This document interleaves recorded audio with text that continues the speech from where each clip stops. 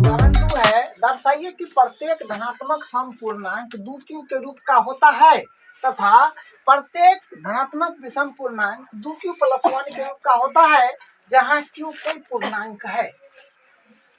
देखिए, इस क्वेश्चन को बनाने के लिए फिक्स पैटर्न होता है, उसी पैटर्न में आपको प्रत्येक क्वेश्चन को बनाना है।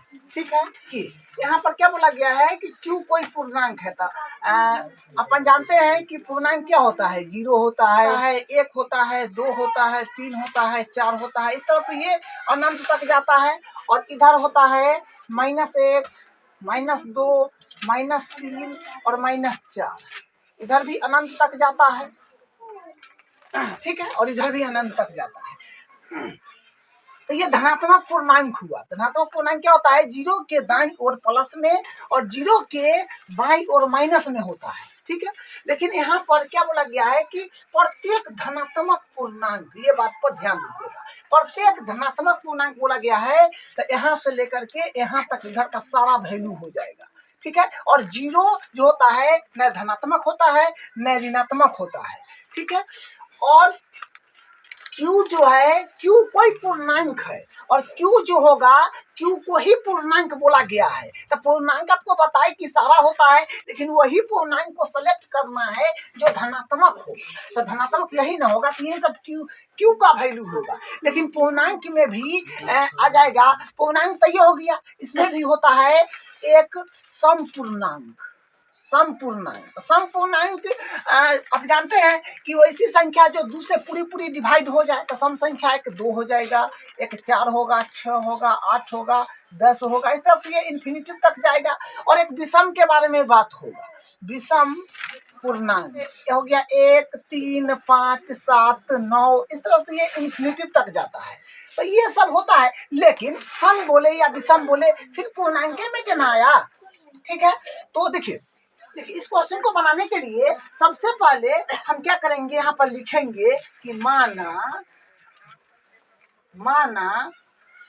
धनात्मक पूर्णांक बराबर a। ठीक है, उसके बाद यहाँ लिखेंगे यूक्लिड विभाजन प्रमेयिका से, यूक्लिड विभाजन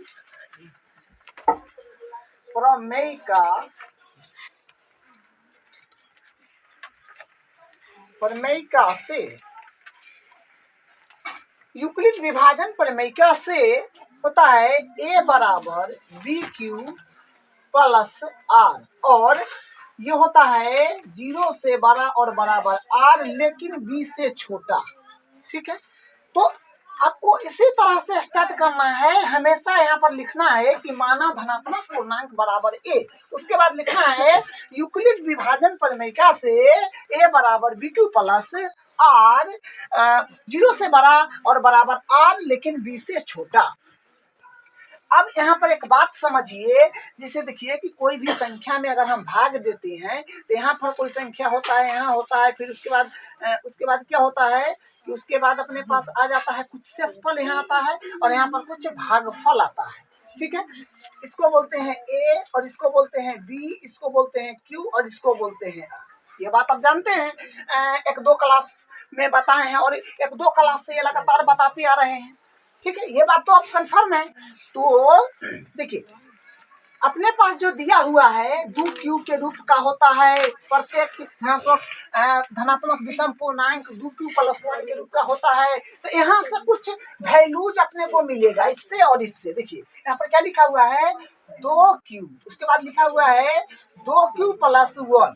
तो देखिए अब जानते हैं कि q यूक्लिड विभाजन प्रमेय क्या होता है, a बराबर BQ + R, और ये q है, q के गुणांक में जो होता है वही b का मान होता है। तो यहाँ पर q है तो q के गुणांक में यहाँ पर 2 है तो ये b का मान हो जाएगा 2। इसमें भी देखिए ना उसी का दोनों है, तो q के गुणांक में भी यहाँ पर 2 है तो b का मान यहाँ पर भी 2 है। ठीक है, तो यहाँ से ये पता तो चला कि b का मान आएगा 2। ठीक है, यानी 2 से हम भाग दे रहे हैं, यहाँ पर कोई संख्या है, कोई कौन संख्या है इसे अपने को मालूम नहीं है। तो ये बात आप जानते हैं, भाग देंगे कोई भी संख्या में देंगे, कोई भी संख्या होगा अपने को मालूम नहीं है, लेकिन इससे फल क्या होगा, हमेशा ये जो भाजक है इससे छोटा ही आएगा, या तो हो सकता है 0 आएगा, 1 आएगा, 2 थोड़ी आएगा, न इससे बड़ा आएगा, ना इतना से फिर छोटा आएगा, इतना आएगा। तो ये बात आप समझ गए। यहाँ से हम लिखेंगे, यहाँ पर लिखेंगे r बराबर, देखिए r का मान अपने पास क्या मिला, 0 मिला, फिर 1 मिला, ठीक है। और यहाँ पर ये मेंशन कर देंगे कि 0 से बड़ा और बराबर r होगा, मगर 2 से छोट होगा, ठीक है, क्योंकि 2 से भागते हैं तो 2 से छोटे ना आएगा, ये हो गया। और यहाँ पर लिखेंगे भाजक, क्योंकि भाजक अपने को मालूम चला ना कि 2 है, इससे तो पता चला था, यहाँ पर दिया हुआ था। तो यहाँ पर भाजक, भाजक को हम लोग बोलते हैं b, और इसका वैल्यू है 2, ठीक है।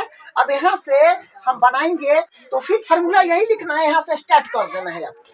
तो होगा a बराबर BQ प्लस R, ठीक है, ये फॉर्मूला है। तो हम यहाँ से क्या करेंगे, r बराबर एक बार 0 रखेंगे इस फॉर्मूला में, फिर r के स्थान पर एक बार 2 रखेंगे और चेक करेंगे, ठीक है। इसको हम मान लेते हैं समीकरण 1, ठीक है। यहाँ से लिखेंगे समीकरण 1 में r बराबर 0 रखने पर, तो समीकरण 1 में r बराबर 0 रखने पर समीकरण 1 ये रहा। तो यहाँ से a बराबर b के मान तो मालूम है अपने पास जो कि 2 है, तो 2q प्लस r के मान तो 0 रख रहे हैं, जो यहाँ पर लिखा हुआ है तो 0, यहाँ से अपने पास आ जाएगा a बराबर 2q, क्योंकि 0 जुड़िएगा तो फर्क थोड़ी पड़ेगा। और आप देखिए यहाँ से कि आप कहेंगे कि सर ये तो सम संख्या है, क्योंकि a के मान जो आया 2q, इसमें 2 से डिवाइड करिएगा तो पूरी पूरी कट जाएगा, तो ये क्या हो जाएगा, ये सम संख्या हो गया, यानी सम पूर्णांक हो गया। तो ये यहाँ से ये हो गया सम पूर्णांक, ये सम पूर्णांक हो गया, सम पूर्णांक है, ठीक है। उसके बाद 0 रखे हैं और एक बार 1 रखना होगा, क्योंकि 2 वैल्यू ना है। तो फिर यहाँ से लिखेंगे समीकरण 1 में r बराबर 1 रखने पर, तो 1 रखेंगे तो अपने पास आ जाएगा, फॉर्मूला है a बराबर BQ प्लस R, क्योंकि हम जो फॉर्मूला है उसी को समीकरण के माने हुए हैं। आप नहीं भी मानिएगा तो कोई बात नहीं है, तो मान रखा चाहिए, हो गया। तो यहाँ से फिर हो जाएगा a बराबर, b का मान तो 2 है तो 2 रखेंगे,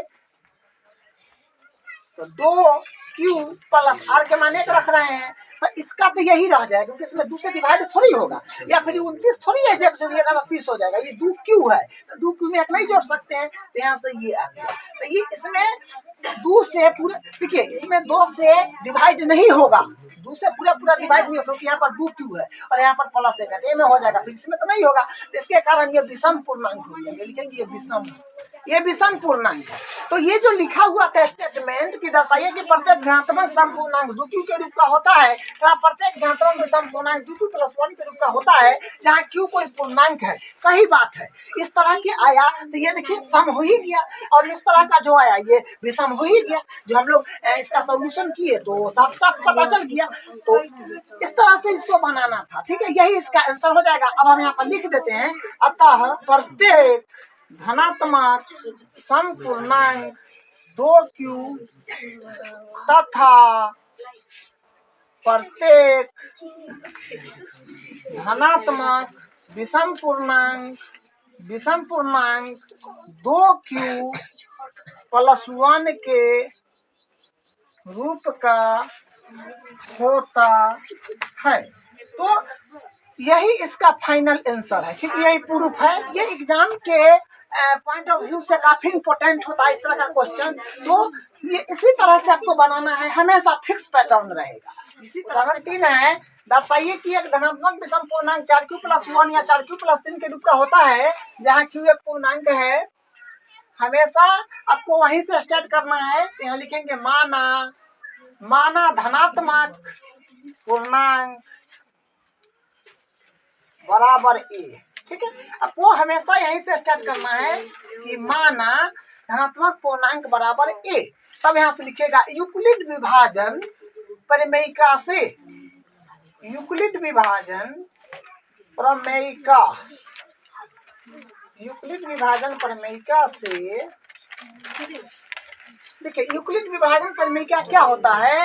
यूक्लिड विभाजन प्रमेयिका होता है a बराबर बी क्यू प्लस आर और 0 से बड़ा और बराबर r लेकिन b से छोटा होता है। अब यहाँ से क्या करेंगे, देखिए यहाँ पर क्या लिखा है 4q प्लस 1 और 4q प्लस 3, ठीक है। 4q प्लस 1 क्या लिखा है 4q प्लस 1 और फिर लिखा है 4q प्लस 3, ठीक है। 4q प्लस 1 और 4q प्लस 3 लिखा है। तो आपको बताए थे कि a बराबर होता है बी क्यू प्लस आर, यानी ये बी क्यू के साथ जो भी अंक रहता है ना, क्यू के साथ यहाँ b है, तो यहाँ पर q के साथ 4 है, तो q के साथ ये जो अंक रहेगा वही b का मान हो जाएगा। तो आप अगर भाग लगाइएगा तो यहाँ पर क्या होगा, यहाँ पर होता है a, यहाँ पर b होता है, उसके बाद कुछ ना कुछ करते करते यहाँ पड़ा रहता है और यहाँ q होता है। तो b के मान तो अपने पास पता चला ना कि q के गुणांक को b बोलते हैं, तो b के मान तो यहाँ पर 4 है, ठीक है। तो शेषफल क्या होता है, जब भी शेषफल आएगा तो या तो 0 आएगा, 1 आएगा, 2 आएगा, 3 आएगा, 4 नहीं आएगा, न 4 से बड़ा आएगा और न ये जो अंक लिखा है फिर 0 से छोटा आएगा, इतना आएगा ना, ये हो गया। यहाँ से हम लिखेंगे r बराबर यहाँ से आ जाएगा r बराबर 0, 1, 2, 3 तक आएगा, ठीक है। r का वैल्यू 3 तक आएगा। तो यहाँ से भाजक,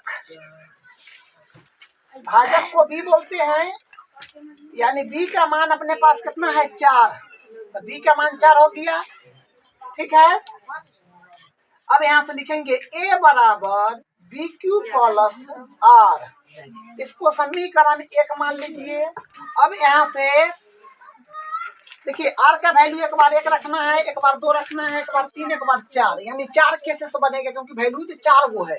यहाँ से लिखेंगे r बराबर 0 रखने पर, तो r बराबर 0 रखिएगा तो कितना हो जाएगा a बराबर b के मान देखिए, b के मान देखिए 4 है ना, 4 और q एडिटिव प्लस r के मान 0 रखिएगा, तो ये यानी यहाँ से क्या आएगा, यहाँ से आ जाएगा अपने पास a बराबर 4q आ रहा है।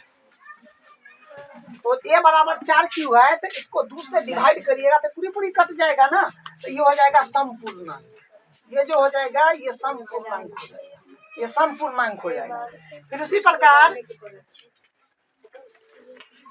r बराबर 1 रखिएगा समीकरण 1 में, तो r बराबर 1 रखने पर तो इसमें रख दीजिए फिर, तो a बराबर हो जाएगा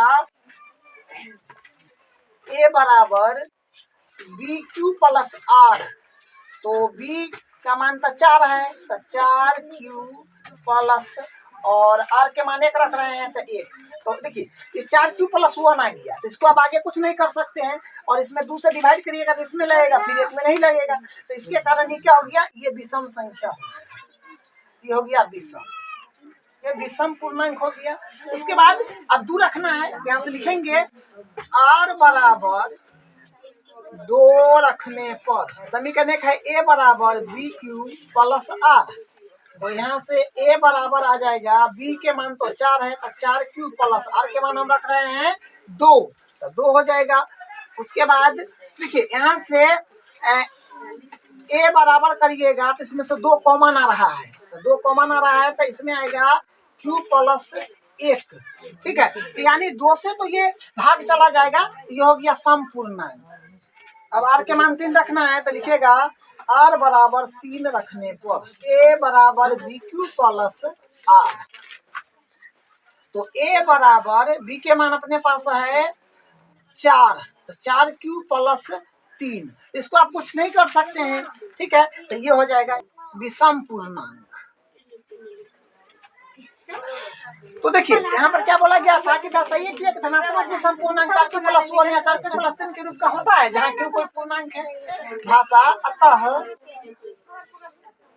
अतः प्रत्येक धनात्मक विषम पूर्णांक q प्लस 1 या 4q प्लस 3 के रूप का होता है। यहाँ से लिख दीजिए क्या था, प्रत्येक धनात्मक विषम पूर्णांक 4q प्लस 1 या 4q प्लस 3 के रूप का होता है। तो यही इसका आंसर है। इसका अगला है कि मिठाई विक्रेता के पास 420 काजू की बर्फियां और 130 बादाम की बर्फियां हैं। वह इन ऐसी ढेरियां बनाना चाहती है कि प्रत्येक ढेरी में बर्फियों की संख्या समान रहे तथा ये ढेरियां बर्फी की परात में न्यूनतम स्थान घेरे। इस काम के लिए कितनी बर्फी रखी जा सकती है? तो अपने को बताना है कि इस काम के लिए ढेरी में कितनी बर्फियां रखी जा सकती है और न्यूनतम स्थान घेरे। ठीक है, तो इस केस में आपको HCF निकलना है। न्यूनतम स्थान घेरने के लिए आपको HCF निकलना होगा। तो 130 और एक है 420, इसका HCF निकाल दीजिए। 3 से लगाइएगा तो आ जाएगा 390। ठीक है, 130 दिया 390, 3 मतलब लग गया है। अब इसको घटा दीजिए तो 0 और यहाँ से आ जाएगा 9 3 12, 3 आ जाएगा और इसको फिर गिरिएगा 130, फिर यहाँ से आ जाएगा 4 तो 120 लग जाएगा, 4 तिया 12 और यहाँ से 10 यानी 30, तो 10 तिया 30 यानी 10 आ गया। HCF 10 आ गया। चरण लिख देना है आपको। चरण में लिखना है पहला 420 बराबर 130 गुने 3 प्लस 30। फिर चरण 2 में लिखना है 130 बराबर 30 गुने 4 प्लस 10। फिर चरण 3 में लिखना है 30 बराबर 10 गुने 3 प्लस 0।